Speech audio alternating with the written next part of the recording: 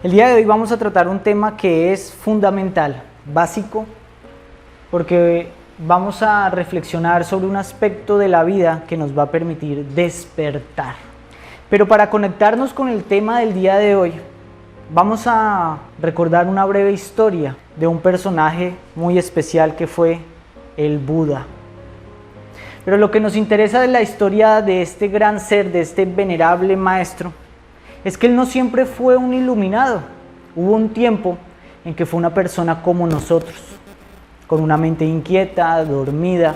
Hubo un tiempo en que fue un príncipe que vivía en su palacio rodeado de riqueza, rodeado de comodidad, rodeado de placer, rodeado de distracciones.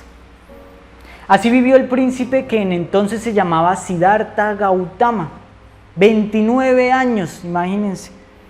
No hubo en todo ese tiempo algo definitivo que impactara su mente y lo llamara a un despertar. Por eso vivía en el letargo de la vida, de los sentidos, del sueño de la conciencia. Pero nuestra historia nos cuenta qué fue ese acontecimiento que llevó a Siddhartha Gautama a hacer un cambio radical.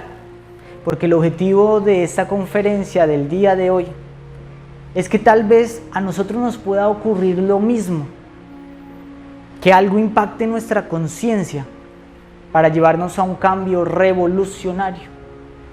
Cuenta la historia que Siddhartha Gautama vivía como en una burbuja, encerrado en su palacio.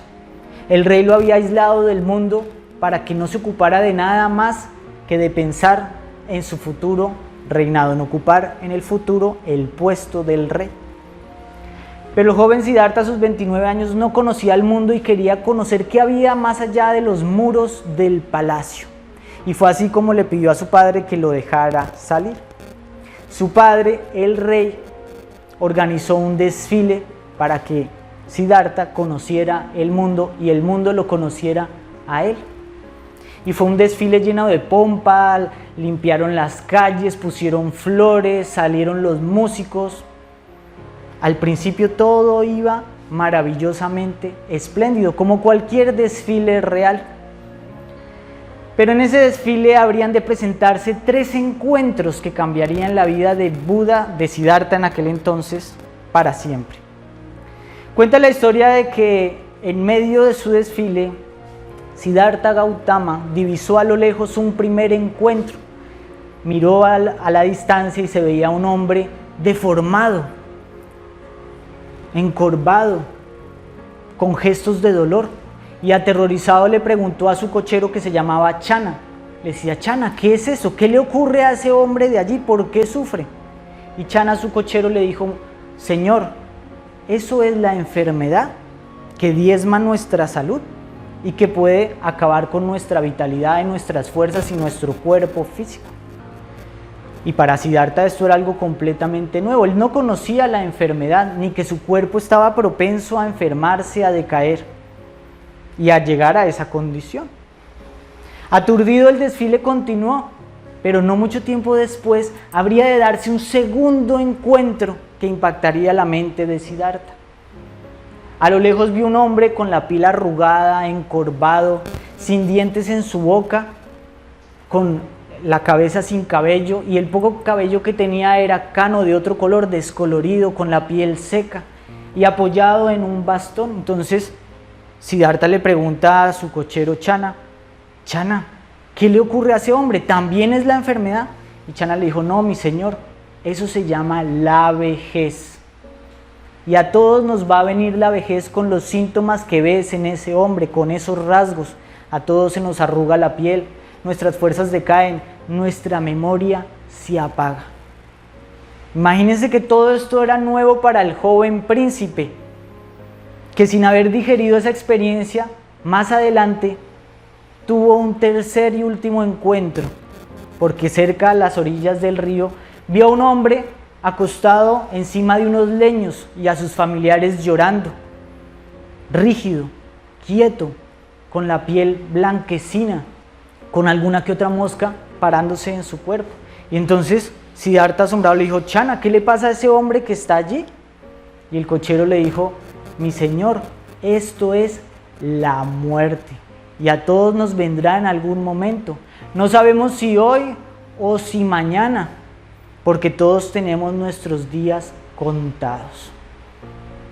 Después de esos 3 encuentros, el Buda comprendió, despertó hacia algo que se llama la impermanencia de esto que llamamos la vida. Se dio cuenta de que todo cuanto él conocía estaba sujeto por la enfermedad, por la vejez, el decaimiento y la muerte. Después de tantos años en el palacio, nada tuvo la fuerza tremenda para generar en él un impacto y una revolución, pero en aquel entonces su vida cambiaría de ahí en adelante. Estos 3 encuentros fue lo que llevó a Siddhartha Gautama a quitarse todas sus joyas, a cambiar sus nobles vestiduras por un simple hábito de monje, a raparse la cabeza y a dedicarse a la búsqueda de la liberación, que seguiría con la historia que termina en la iluminación del Buda. Esta historia es muy bonita porque todos podríamos tener ese mismo encuentro, todos podríamos recibir ese mismo impacto que nos produciría un despertar, que nos sacaría del letargo de una vida monótona en la que pensamos que somos eternos. Ese encuentro es el encuentro con la muerte. ¿Cierto? Hoy pretendemos mirar si nosotros podemos llegar a tener ese encuentro con la muerte, si podemos acercarnos a ella de una manera como no lo hemos hecho antes y preguntarnos cómo puede el conocimiento de la muerte cambiar nuestras vidas, nuestra percepción de la existencia. Preguntarnos qué ocurre cuando morimos. Es importante saber qué pasa después de la muerte. Y preguntarnos si existe realmente una relación entre la muerte y el despertar. Si no solamente tenemos que reflexionar sobre la muerte, sino también aprender a morir. Imagínense qué es eso, aprender a morir. Una cosa es que el cuerpo muera y otra, como lo veremos más adelante, es aprender conscientemente y voluntariamente a morir, aquí y ahora. Pues bien, ¿están listos para tener un encuentro con la muerte o no? Porque la muerte está ahí, todos sabemos qué es la muerte. ¿Por qué no estamos más cerca de ella? ¿Por qué no la comprendemos? He aquí el primer obstáculo, porque tenemos miedo a esto que llamamos la muerte, porque la queremos ocultar, porque nos incomoda. La muerte es supremamente incómoda porque la tenemos asociada al concepto de desprendimiento, separarnos definitivamente de una persona que tal vez era importante para nosotros. La muerte incomoda nuestras ilusiones existenciales porque todos tenemos un plan para el día de mañana, tenemos una organización en nuestra vida, queremos tener un sentido de seguridad, de que todo lo que estamos haciendo está organizado. Y la muerte viene y nos dice, todo esto que estás edificando, yo lo puedo derrumbar en un segundo, con un grano de arroz que se atore en tu garganta, adiós. Todo lo que tú construiste durante tantos años que considerabas real, todo lo que guardaste en tu casa para el día de mañana, de otra persona será. Es por eso que nosotros preferimos darle la espalda a la muerte, no mirarla de frente, hacer como si no existiera. ¿Y qué hay de malo en eso? ¿Por qué no seguimos dándole la espalda y nos seguimos haciendo los locos? ¿Ah? Como lo hace todo el mundo. ¿Por qué deberíamos ver la muerte a los ojos, cuestionarla y comprender que es parte de la vida y asimilarla como una realidad? ¿Por qué? Pregúntense. Pues porque si nosotros no miramos la muerte, vamos a vivir de una manera intrascendente, como si nunca fuéramos a morir. Como si tuviéramos el tiempo ilimitado para divertirnos, distraernos y jamás prestar atención a qué fue lo que vinimos a hacer con los recursos que la vida nos dio.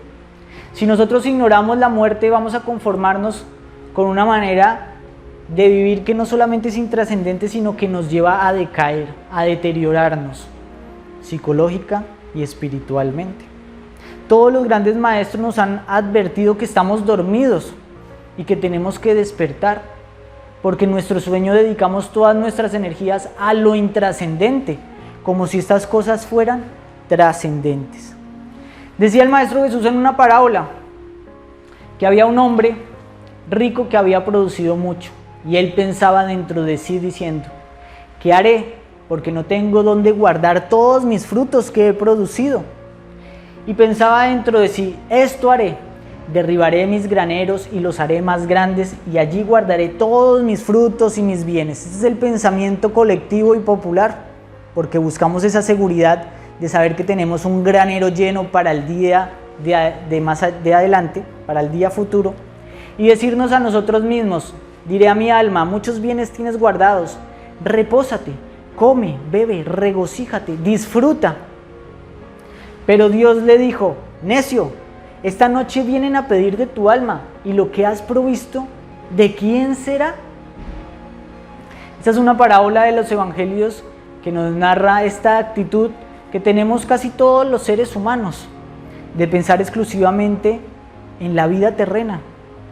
¿No es esto un acto de insensatez? ¿No llaman insensato a la persona que no se prepara para la vejez, acumulando un poco para pensionarse, destinando un poco de su trabajo para tener cuando sus fuerzas ya no le den? A esa persona le llaman sensata, ¿verdad? Pues también deberían llamar sensata a la persona que se prepara para cuando venga la muerte. Por eso tenemos que estar conscientes de la muerte, mirarla a los ojos, porque tomar conciencia de la muerte nos lleva a despertar, nos lleva a valorar, nos lleva a aprovechar hoy, porque no sabemos si aquí estaremos mañana. La mente hace planes de aquí a una semana, de aquí a un mes, de aquí a un año, pero no sabemos si vamos a estar todo ese tiempo aquí.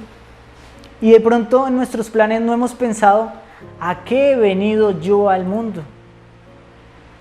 Y si nos tocara morir hoy, ¿qué hubiéramos hecho? Imagínense que ven su cuerpo ahí acostado y se preguntan a sí mismos: uy, ¿qué fue lo que no hice? Pues eso hay que preguntárnoslo hoy. Y eso nos lo vamos a preguntar si nos damos cuenta de que tenemos nuestros días contados, que en la enfermedad y la vejez son dos aspectos de la muerte, y todos vamos a pasar por ese camino.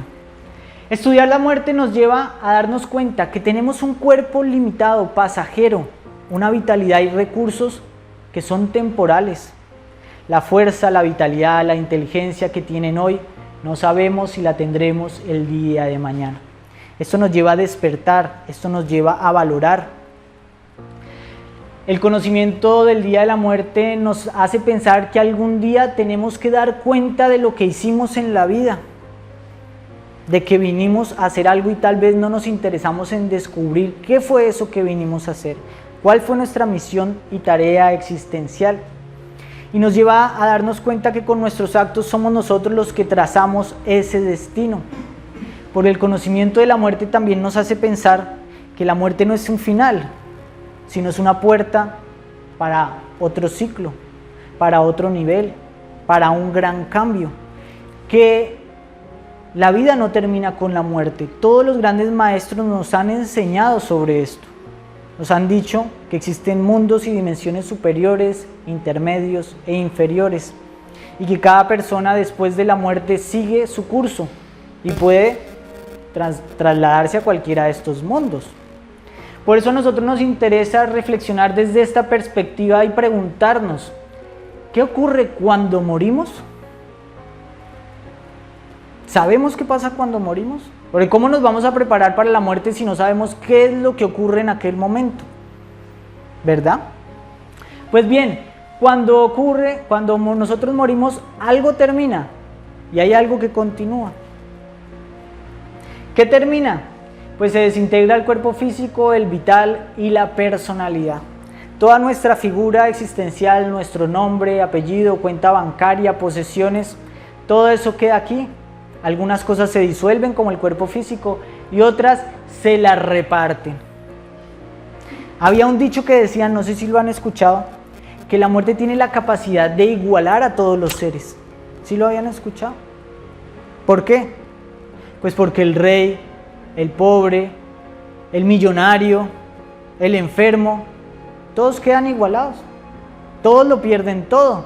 En el juego cada uno es una ficha. En el juego cada uno representa algo. Pero luego a la hora de terminar el juego dicen que todos vuelven a... Cuando termina el juego a todos los meten en una zanja del mismo tamaño. Y su vida queda reducida a lo mismo. ¿Verdad? ¿Es cierto o es falso? Sin embargo, eso es relativo, porque todo queda nivelado en la parte terrenal de acuerdo a lo que termina. Sin embargo, debemos saber que algo continúa, y eso que continúa varía de un ser a otro. La conciencia continúa envuelta en sus yoes, porque así como nosotros día a día llevamos nuestros mismos valores, ¿cierto? Porque si hoy soy una persona tacaña, egocéntrica y negativa, mañana me voy a despertar siendo tacaño, egocéntrico y negativo si no he hecho nada al respecto. Y el día de mañana, o el mes entrante, o el año futuro, incluso seré más tacaño, egocéntrico y negativo porque día a día estoy alimentando esos valores. Y tendré que vivir no solamente mis defectos, sino el karma acarreado por mis defectos. Así que la muerte nivela a todos los seres, pero las almas que siguen más allá de la muerte con sus valores quedan en un nivel diferente e incluso opuesto. Porque si el rico, habiendo sido malo, en este mundo era grandioso, en el más allá, ¿qué será? ¿Superior o inferior? Pues pasará a cumplir un lugar invertido. La persona que acá de pronto vivió una vida modesta y sencilla y tal vez no tenía muchos lujos, ni belleza física, ni habilidades, pero era una persona de buenos valores, en este mundo tal vez no era sobresaliente, pero en el más allá pasará a ser un ser superior. Porque en el otro mundo esos valores cambian de acuerdo a lo que nosotros hayamos hecho en la vida. Y esto nos lleva a hacernos la siguiente pregunta: ¿a dónde vamos? Esto que queda acá sabemos que se descompone y los demás se reparten las riquezas. Y lo que sigue, ¿para dónde va? ¿Cuál será nuestro destino? ¿Cómo podemos saberlo? Pues para saber esto debemos entender que después de la muerte, en ese tránsito de este estado al otro, se producen los juicios de la muerte. Cada alma entra en un proceso en el cual es juzgada, no desde la concepción que tenemos de un juicio para que sea premiada o castigada, sino más bien entra a hacer un inventario. Entra a hacer una evaluación de sus valores y de qué fue lo que hizo en la vida. De acuerdo a este juicio es de que se determina el porvenir de esa alma, lo que va a pasar con ella en el más allá. Al morir debemos rendir cuentas ante la ley por los actos que hemos realizado y por la manera como hemos vivido. Estos juicios son los que determinarán el curso de nuestro destino. Así que nosotros tenemos que conocer estos juicios. El primero de ellos se llama el autojuicio. Es un juicio que hacemos nosotros mismos, viendo nuestra vida retrospectivamente, como proyectada en esta pantalla, donde miramos los actos que realizamos en calidad de espectador. Hagan de cuenta que ustedes se sientan con la muerte en cada uno en una silla y empiezan a mirar en una pantalla donde se van proyectando los sucesos de su vida en forma retrospectiva, desde el momento de la muerte hacia atrás, y empiezan a mirar todos los sucesos y acciones y sentimientos que ocurrieron en la vida. Pero esta vez no lo van a ver desde dentro de su cuerpo y de sus sentimientos, sino lo van a ver como quien ve una película, lo que permite tener un juicio más objetivo. Y no solo eso, no solo van a verlo desde sus sentimientos, sino que incluso van a poder ver el efecto de sus actos en el mundo psicológico y emocional de los demás. Es decir, van a poder ver cómo sus malas acciones hicieron sufrir a otros y causaron daño a muchas personas, y cómo sus buenas acciones ayudaron a otros e hicieron el bien a muchas personas, alegraron sus vidas. Van a experimentar el sentimiento de felicidad y desdicha que ustedes mismos causaron. Nadie nos está enjuiciando en este momento, somos nosotros los que experimentamos este juicio, lo cual realizamos desde una perspectiva diferente porque se sabe que uno ya murió. y ve su vida como una ilusión, como una película que pasó. Obviamente esto genera un tremendo arrepentimiento de los malos actos que nosotros hemos realizado durante la vida, actos que realizamos hipnotizados en nuestros defectos, y también genera una alegría por el bien causado hacia los demás. A partir de este juicio el alma se compromete a cambiar, mira qué hizo mal, qué dejó de hacer y qué podría hacer si es el caso de tener una futura existencia. Es un juicio que se realiza individualmente. Estos juicios los podemos ver, no sé si ustedes han visto, en YouTube hay muchos casos de experiencias cercanas a la muerte. Les recomiendo que vean esos videos de personas que han tenido tal vez una enfermedad, tal vez un accidente, y han pasado por ese trance de la muerte, pero no han muerto definitivamente. Y al regresar narran esta experiencia, muchos de ellos, de cómo llegan a ver su vida como un flash de muchas escenas que van pasando. Luego de este juicio pasamos a un segundo juicio que se realiza frente a la ley divina, frente al tribunal de la ley, de la justicia objetiva, en la cual se miden nuestros valores y las acciones que realizamos durante la vida. ¿Qué son los valores? Pues los yoes o las virtudes o defectos que desarrollamos durante nuestra vida. Porque todos nacemos como una hoja en blanco y a lo largo de la vida vamos desarrollando egos. Y esos egos o se vuelven más gordos, más pesados, o se vuelven más livianos si hacemos un trabajo interior. Y esos yoes son los que nos llevan a hacer unas acciones.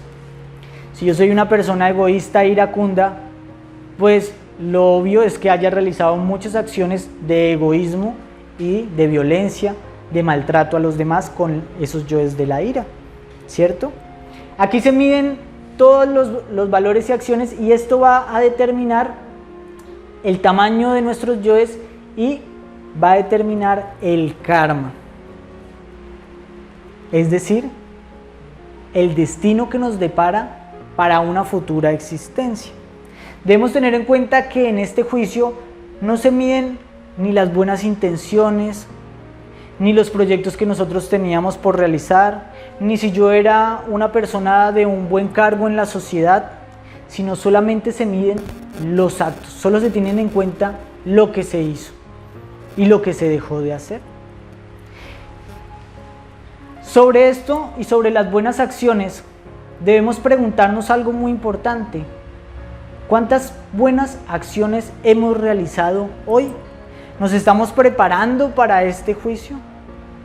Para este juicio hay que prepararse conscientemente, porque como nosotros estamos dormidos en el egoísmo y en la ignorancia, pues es muy fácil que realicemos malas acciones diarias. Si ustedes llegan y se acuestan, antes de acostarse hacen un inventario, se van a dar cuenta que es muy común haberse encontrado con que se enojó con una persona, con que trató mal a la otra, con acciones de nuestros yoes. Pero si nosotros hacemos un inventario de las buenas acciones que realizamos, tal vez nos daremos cuenta que hicimos muy pocas y que fueron más las malas acciones que las buenas acciones.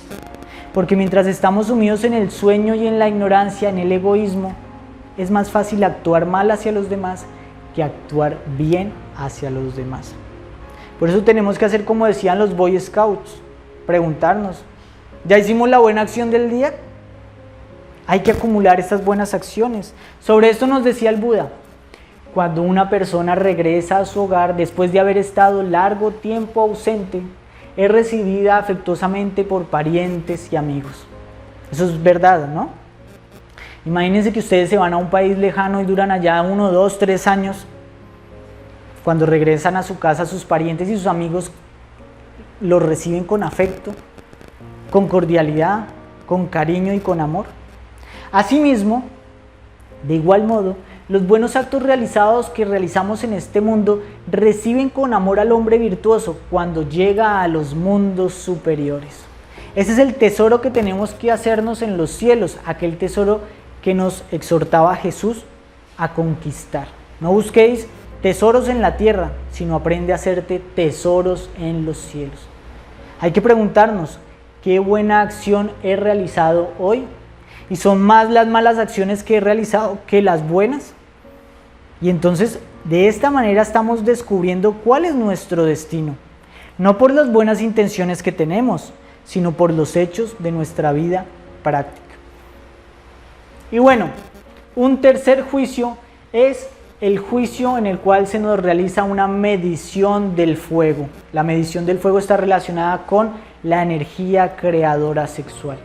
En este juicio, pues se va a mirar el trato que nosotros dimos al sexo, cómo nos relacionamos sexualmente, qué hicimos durante nuestra vida, ¿nos regeneramos o nos degeneramos? ¿Desarrollamos bajos apetitos, bajas pasiones? ¿O nos purificamos en nuestra vida luchando contra toda esta influencia social? ¿Qué fue lo que hicimos con esa energía sexual? ¿Qué creamos? Y de acuerdo a estos tres juicios, el juicio, el autojuicio, la medición de los valores, de las acciones que dan el karma y el juicio sexual, surgen las posibilidades de una persona que va a morir, las posibilidades del tránsito que vamos a realizar al más allá. ¿Cuáles son esas posibilidades? Bueno, la primera, revivir, es decir, que solamente hayamos llegado hasta el borde y nos hayamos devuelto, que no estemos preparados para morir. Sucede muchas veces que a muchas personas les ocurren estas experiencias cercanas a la muerte porque tienen que aprender algo de esa circunstancia. A veces reciben un mensaje, a veces tienen un impacto que transforma su vida radicalmente. Hacen esa retrospección y se dan cuenta que han sido egoístas durante toda su existencia y cuando vuelven se convierten en personas muy espirituales porque se dan cuenta de que más allá de la muerte existe todo esto que estamos mencionando. Estas personas no alcanzan a morir y regresan de este trance.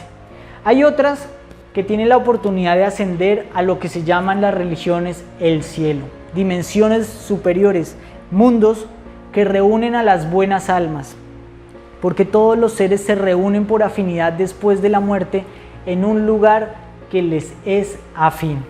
Si hemos sido almas que hemos trabajado sobre nosotros mismos, que hemos hecho esfuerzos por realizar buenas obras, todo esto se ve después de la muerte.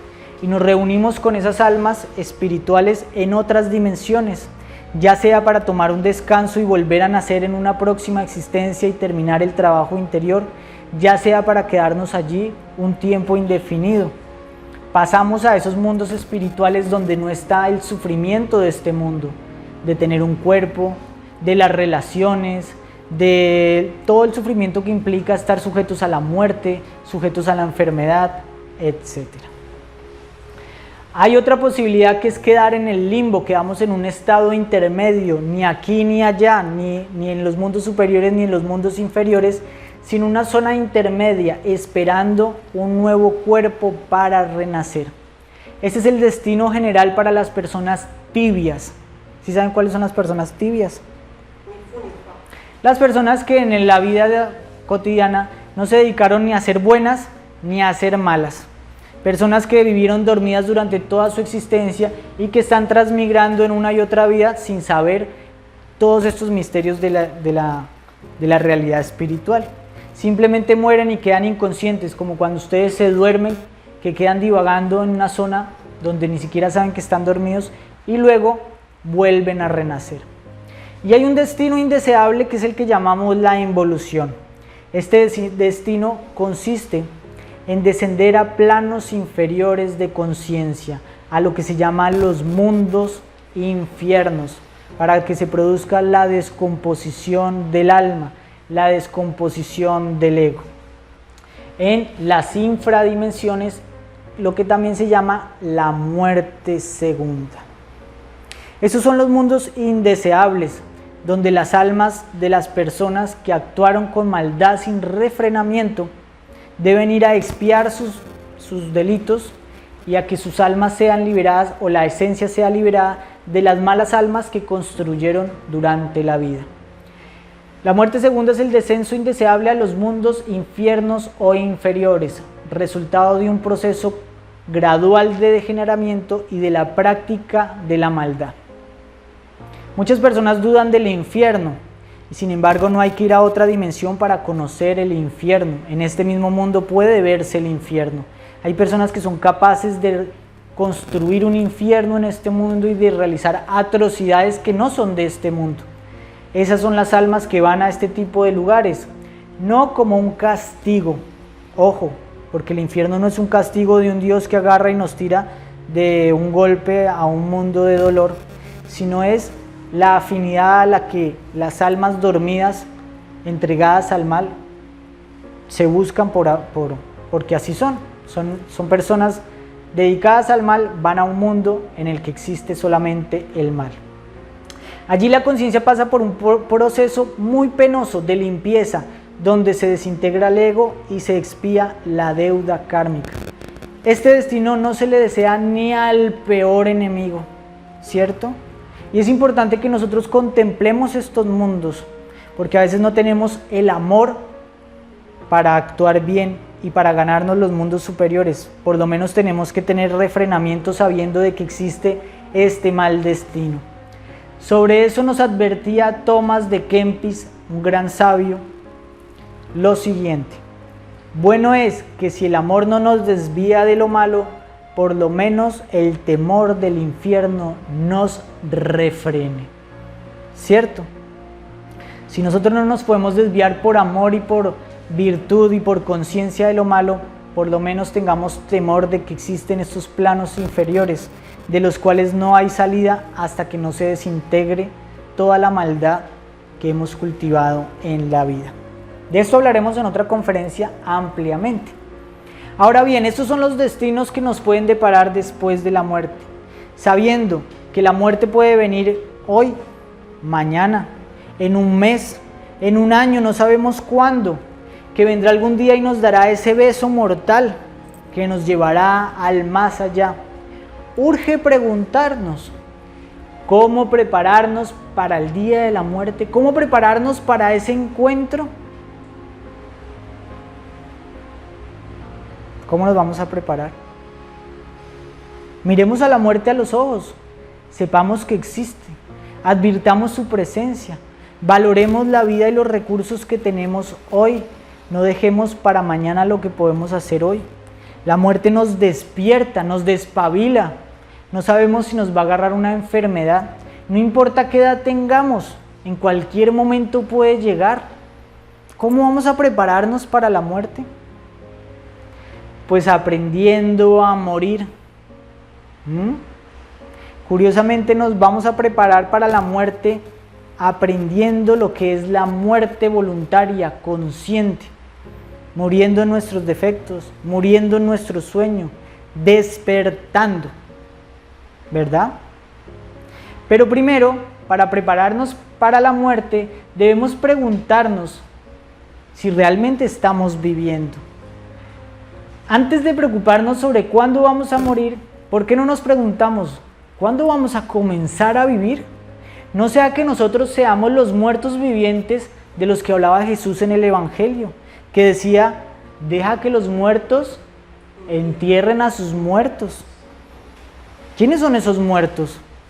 Pues son personas que viven completamente dormidas, porque si nosotros estamos dormidos, hipnotizados, no estamos viviendo, estamos muertos en conciencia. Esa conciencia está atrapada, profundamente dormida, en programas que nos impiden vivir, ver la realidad, percibir este instante, estar despiertos de acuerdo a las percepciones que tenemos frente a nosotros y no atrapados, embotellados en nuestros pensamientos y recuerdos que creemos que son la realidad, porque miramos nuestra vida a partir de lo que fuimos en el pasado, de lo que nos ocurrió en circunstancias que ya no están, de nuestros recuerdos, traumas, complejos y acumulaciones. Y para enfrentar la muerte debemos saber que la muerte no es algo que nos va a llegar, sino que es algo que está ocurriendo.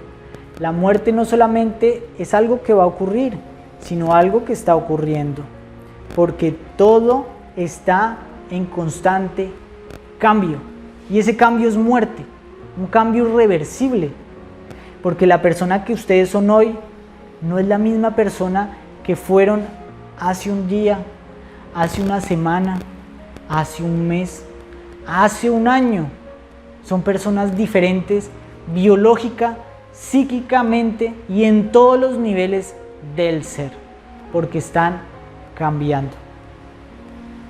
Solamente en nuestra mente creemos que la vida es la misma. Cuando nos encontramos tal vez con un amigo de la infancia, creemos que esa persona es la misma porque nos recuerda igualmente y recuerda los hechos en los que nos conocimos. Pero tanto esa persona como nosotros hemos cambiado irreversiblemente. Y aprender a asimilar esos cambios es morir, es dejar ir lo pasado. Sobre esto nos advertía este gran maestro que es Krishnamurti. Para vivir cada día de manera plena, total, como si todo tuviera un nuevo encanto, se debe morir a todas las cosas del ayer. De otro modo, usted vive mecánicamente, y una mente mecánica nunca podrá saber lo que es el amor ni lo que es la libertad. Morir es tener una mente vacía de sí mismo, vacía de sus diarios placeres, anhelos y agonías. La muerte es una renovación, una mutación en la que el pensamiento no actúa en absoluto, porque todo pensamiento es viejo. Cuando se muere, surge algo totalmente nuevo. Liberarse de lo conocido es morir, y entonces, solo entonces, usted está viviendo. ¿Cierto? Así pues, morir es algo que realizamos en conciencia. Es asimilar que todas las experiencias que estamos teniendo se van. Es valorar lo que tenemos ahora, porque este momento que tenemos ahora es lo único. Por eso hay que traer nuestra conciencia al presente. Si nosotros sabemos morir, despertarán muchas cualidades que son signos de madurez. Cuando aprendemos a morir, aprendemos a trascender, a perdonar, a soltar, a cambiar. Si nosotros no soltamos las cosas, si estamos aferrados a las cosas materiales o sentimentales, si estamos aferrados a lo que nos hicieron el día de ayer, al resentimiento del pasado, si no queremos trascender un cambio, que tuvimos que separarnos de ciertas personas, que tuvimos que irnos, que cambió nuestra vida, que cambió nuestra salud, entonces no sabemos morir y no tenemos una visión madura de la existencia. Esto no es fácil, obviamente. Es un gran desafío de vida que solo nosotros como seres humanos podemos realizar. Esto no se lo podemos pedir a ningún otro reino de la naturaleza. A un perrillo o a un gato. Si es difícil para nosotros, que supuestamente somos seres superiores. Así que todo esto es morir. Y por eso dice una sabia sentencia: para saber vivir hay que saber morir. Porque si nosotros no tenemos estas cualidades, seremos seres inmaduros. Si vemos a nuestros familiares, amigos o conocidos desde el resentimiento del ayer, desde lo que pasó en el pasado, desde nuestras memorias buenas o malas, estamos cristalizados en el ayer y no estamos muriendo, caminando hacia adelante como lo hace la vida, ¿cierto?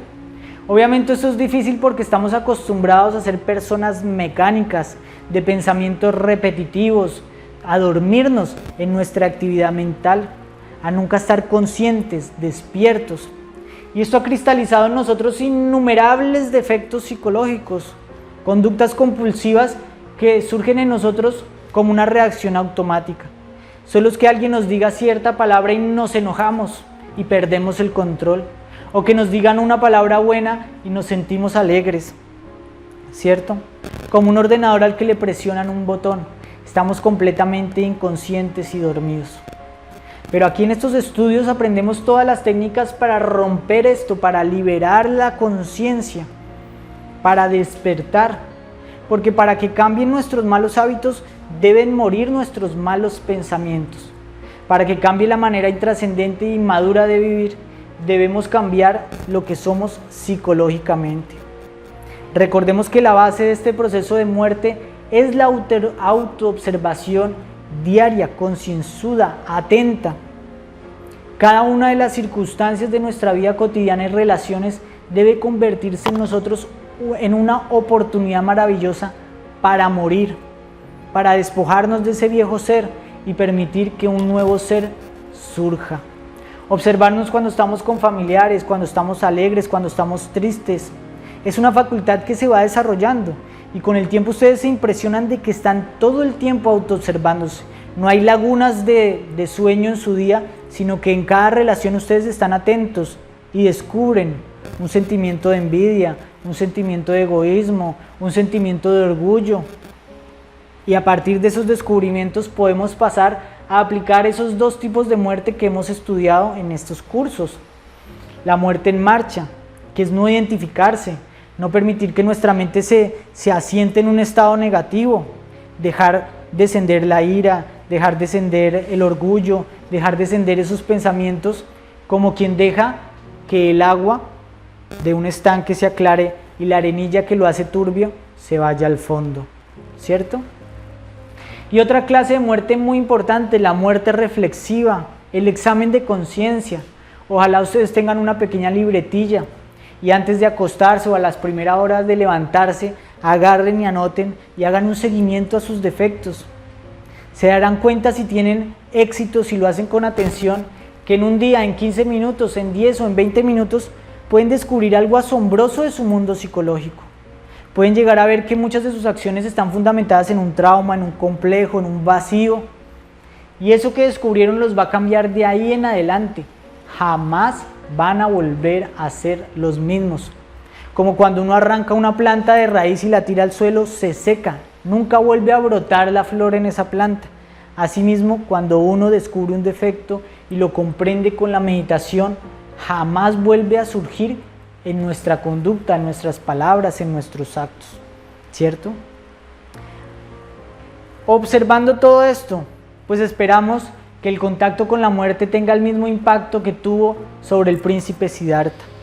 Si nosotros estamos viendo la muerte de frente, pues vamos a entrar en shock y ese shock nos va a llevar a despertar porque estamos fascinados, hipnotizados. Necesitamos algo que nos impulse, que nos zarandee, algo que nos advierta. Esto le ocurre a una persona cuando le da un infarto, cuando le diagnostican una enfermedad letal. En esa persona ahí surgen las inquietudes existenciales. Ahí se pregunta qué he hecho con mi vida, ¿cierto? ¿Por qué? Porque en ese momento no puede dar más la espalda a la muerte.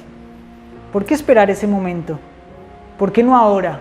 ¿Por qué no me siento de frente con la muerte y escucho su voz y lo que ella es? Ella no es mi enemiga, es una realidad. Pero si le sigo dando la espalda, voy a seguir viviendo intrascendentemente y no voy a aprovechar esta oportunidad maravillosa que la vida, que el espíritu, que el ser nos está dando porque nos ama. Nos está dando una gran oportunidad de liberarnos de este mundo o de avanzar en la liberación hasta donde podamos hacerlo, ¿cierto? Entonces hay que aprovecharla. Imagínense que ustedes les dieran el mapa de un tesoro, pues hay que salir a buscar ese tesoro. Hay que aprovechar ese impacto de la muerte, las herramientas que tenemos para cuando venga el beso final de la muerte. ¿Listo? ¿Qué preguntas quedan? ¿Qué dudas?